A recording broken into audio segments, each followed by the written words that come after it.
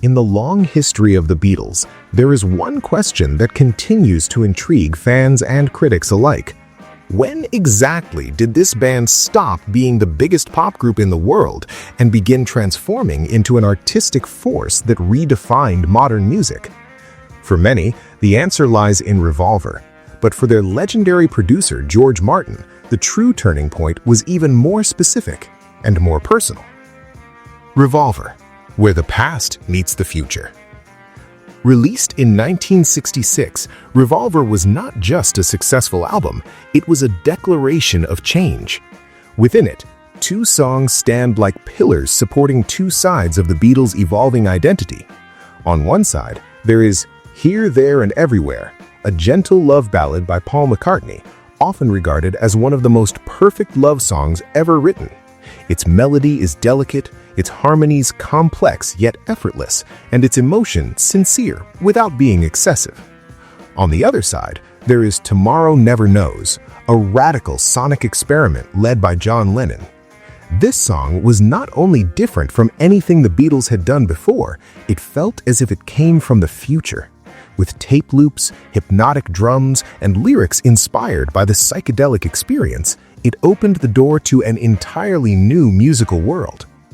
Between these two poles, classical romanticism and avant-garde experimentation, Revolver became a bridge between the Beatles' past as a pop band and their future as boundless innovators. Tomorrow Never Knows, the beginning of a creative explosion. For John Lennon, Tomorrow Never Knows was an escape. As his fame as a pop icon began to feel limiting, he sought new meaning through Eastern spirituality and psychedelic experiences.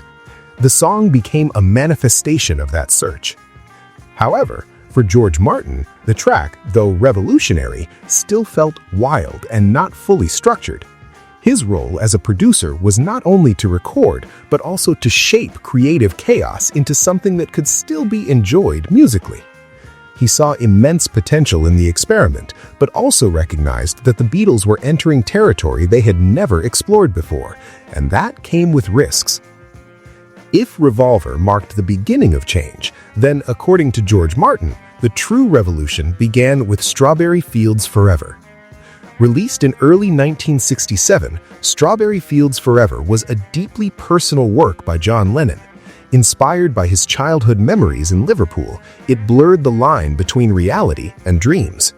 Its structure was unconventional, its production complex, combining two different takes with different tempos and keys, and its atmosphere both melancholy and surreal.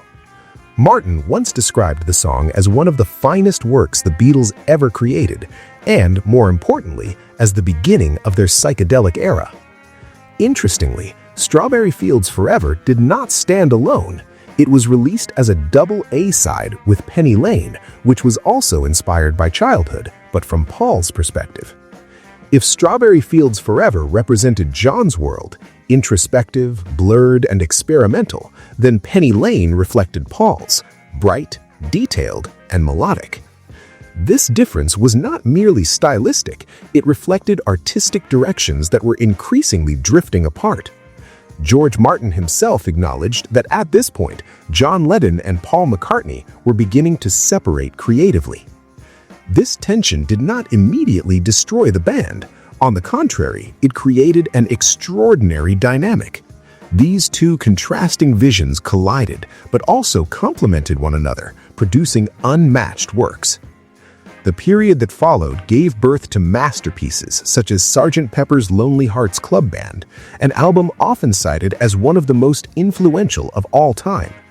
Here, experimentation became the norm, and the Beatles fully abandoned their former identity. However, like many great stories, this peak also carried the seeds of its own downfall.